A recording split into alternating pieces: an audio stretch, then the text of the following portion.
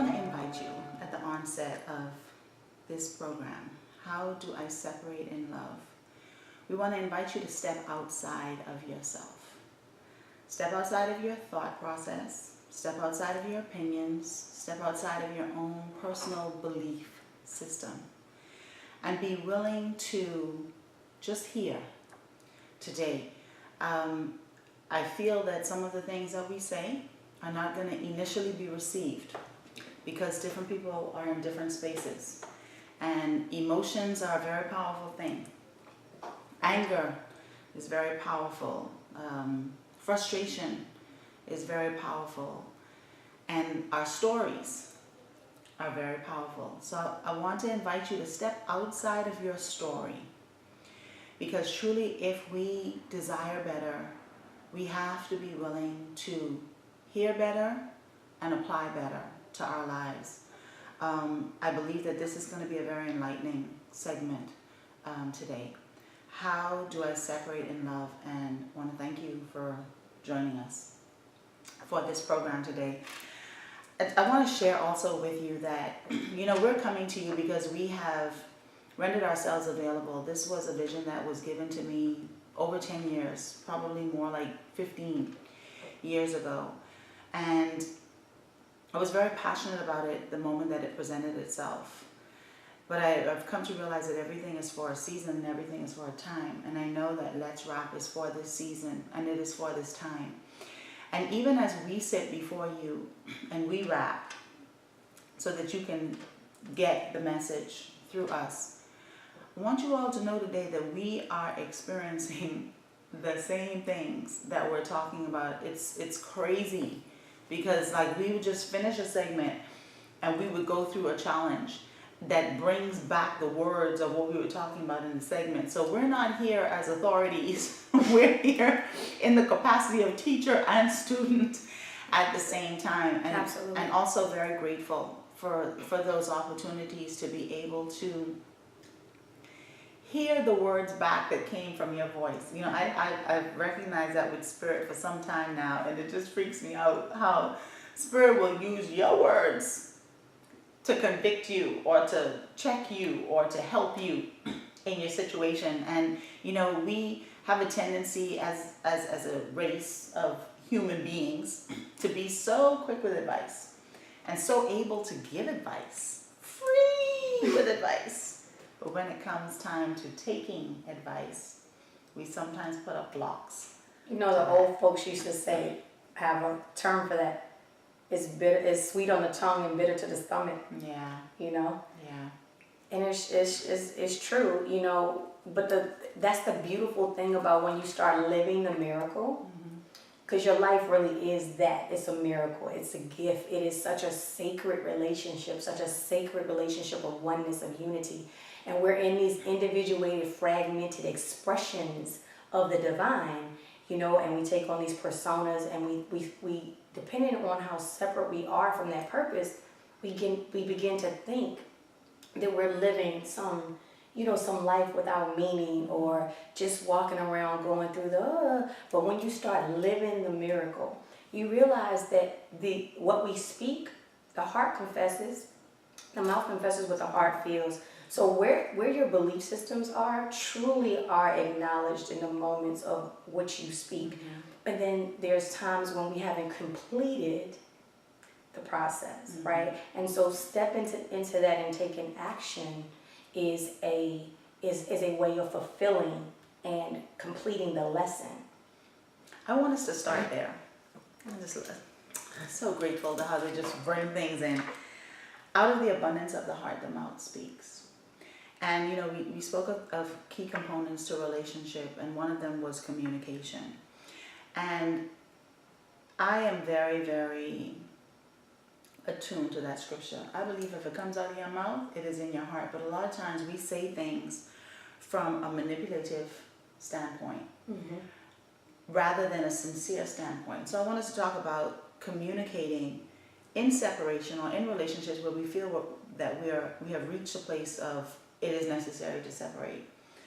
Speaking from a manipulative place and speaking from a sincere place, because a lot of times you say things, and this is one of the things that I say all the time. What you say, you cannot take back. So think about what you say before you say it. There was a saying, I don't really hear it that much anymore, but when I was growing up, it was very prevalent. Sticks and stones may break my bones, but words can never harm me. Lies! Lies from wherever lies come from, because words play over and over and over again. And so it's important when you're about to say something, because a lot of times we'll say things because we're hurt. You know, hurting people hurt people.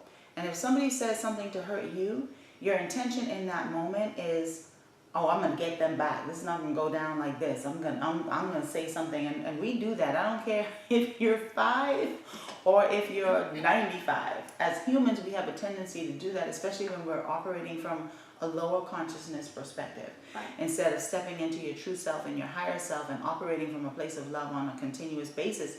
And even though we try to do that on a regular basis, the scripture says, all have sinned and fallen short of the glory. And so we fall short.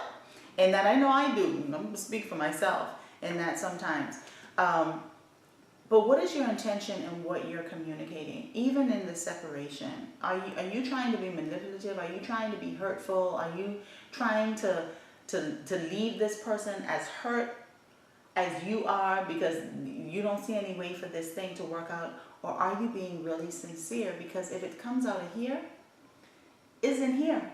There's a part of it in here. You might have embellished it. You might have stretched it a little bit. But at the root of it, something is there. there's truth. Where there's what they say, where there's smoke, there's fire. Yeah.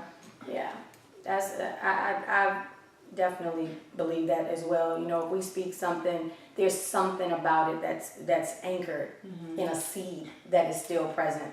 Whether it's taking 95%, you know, of space in your being, or it's only taking up 0.5% space in your being, doesn't matter. There's something there that shows a presence and should be looked at and examined. Yeah. And you know, I want to kind of go back to what you said about the sticks and stones may break your bones, but words can never hurt you.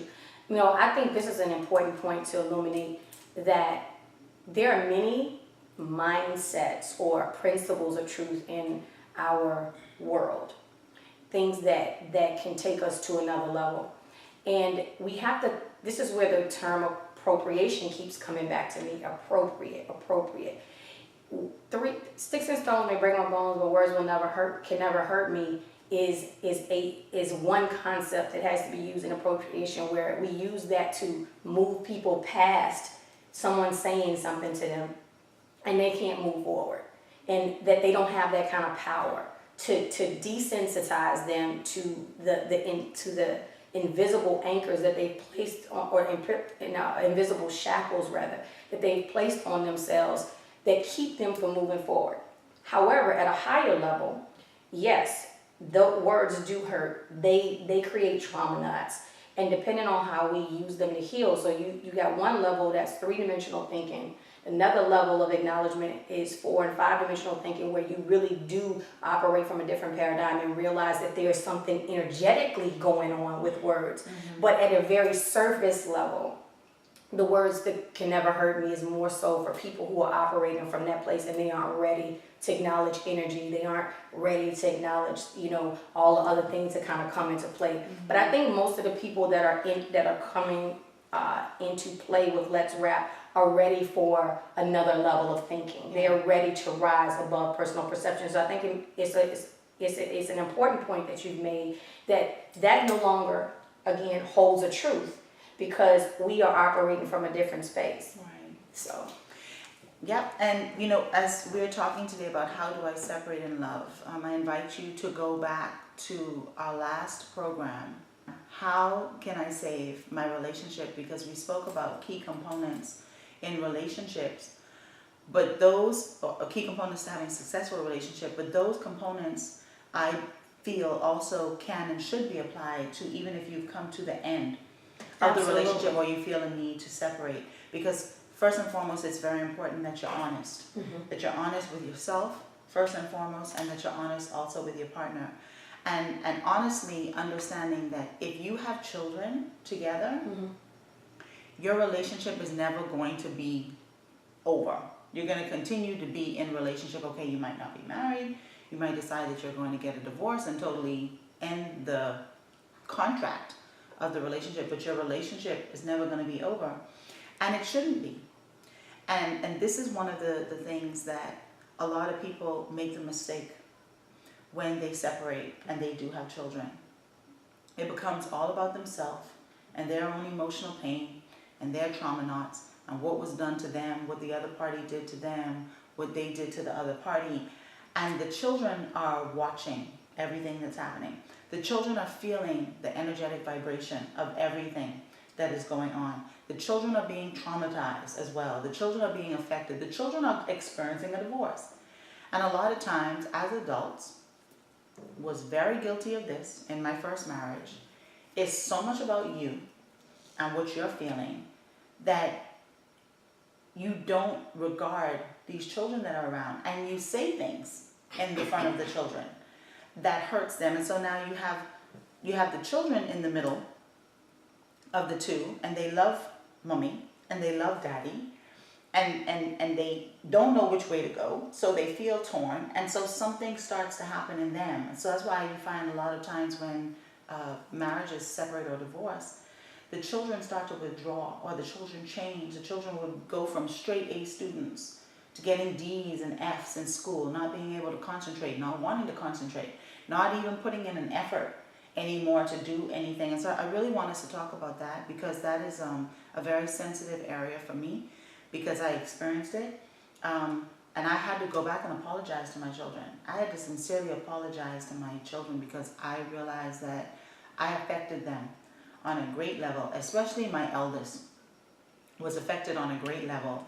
And, you know, there are times too when we give to children things that children are not capable of handling. You're telling them all of this stuff. So how do we separate in love, for love, by love, letting love be the motivation? Right.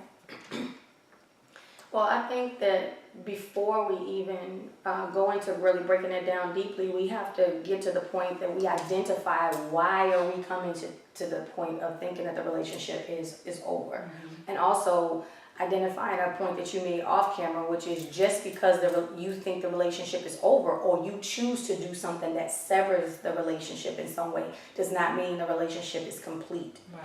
Which is a very really, really, really deep point that we definitely need to drive home a little bit further. I think thinking about what the relationship, why are we coming to the point that we think that the relationship is over? Why do we want to sever ties with this relationship? You know, is there a certain level of abuse going on? You know, do we feel like we just don't get along?